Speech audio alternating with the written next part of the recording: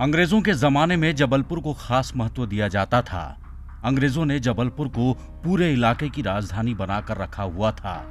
आज भी कई ऐसे नाम हैं जो अंग्रेजों के जमाने में रखे गए थे। ईटीवी भारत की इस खास रिपोर्ट में हम आपको उन्हीं नामों से रूबरू कराएंगे, साथ ही उस नाम का इतिहास भी बताएंगे। हमारी लिस्ट में नंबर 5 पर आता है मुकदमगंज। दरअसल मिस्टर मैकडम जबलपुर के डिप्टी कमिश्नर हुआ करते थे। उन्होंने यहाँ एक बाजार का निर्माण करवाया जहाँ लोगों को आम जरूरत की चीजें मिलती थीं। बाद में इस जगह को मुकदमगंज के नाम से जाना जाने लगा। नंबर 4 पर आता है नेपियर टाउन। दरअसल मिस्टर नेपियर जबलपुर में कमिश्नर हुआ करते थे। उसी जमाने में एक बड़ी कॉलोनी बनाई गई। इस कॉलोनी में अंग्रेजी अफसर या फैक्ट्री के कर्मचारी रहा करते थे, जिसके बाद इस कॉलोनी का नाम नेपियर टाउन पड़ गया।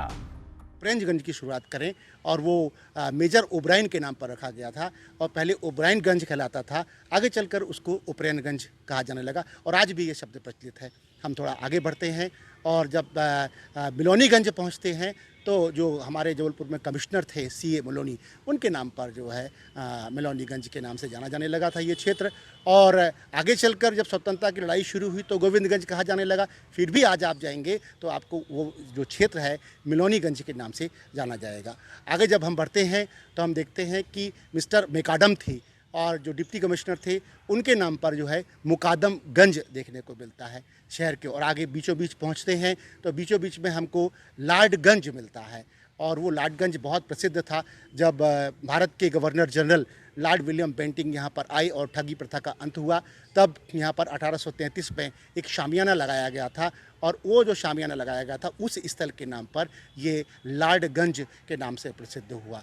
हम जब आगे बढ़ते हैं तो हम देखते हैं कि यहाँ पर जो है मिस्टर नेपियर थे और वो नेपियर यहाँ पर जो है कमिश्नर थे और उनके नाम पर जो है नेपियर टाउन के नाम से एक जो है मोहल्ला जाना जाता है। ईटीवी भारत की लिस्ट में नंबर 3 पर आता है राइट टाउन। इसका इतिहास थोड़ा अलग है। दरअसल जबलपुर के राजा गोकुलदास की एक फैक्ट्री थी जिसका नाम परफेक्ट पॉटरी था। फैक्ट्री का मैनेजर एक अंग्रेज था जिसका नाम आर्थर राइट था। आर्थर ने नेपियर टाउन के ठीक बाजू में एक दूसरी कॉलोनी विकसित की जिसका नाम राइट टाउन दिया गया। इसी लिस्ट में नंबर 2 पर है विक्टोरिया हॉस्पिटल। दुनिया जब प्रथम विश्व युद्ध से जूझ रही थी तब जबलपुर में एक महलनुमा इमारत बनाई गई जिसमें स्वास्थ्य विभाग का कार्यालय शुरू किया गया। तब से आज तक इसी इमारत से ही जबलपुर में स्वास्थ्य सेवाएं मूर्त रूप लेती रही हैं। हमारी लिस्ट में नंबर 1 पर आता है लॉर्डगंज। लॉर्डगंज का अपना एक इतिहास है, लेकिन किसी जमाने में खाली मैदान हुआ करता था। जानकार बताते हैं कि 1833 में भारत के governor general lord William Bentinck Jabalpur आए थे।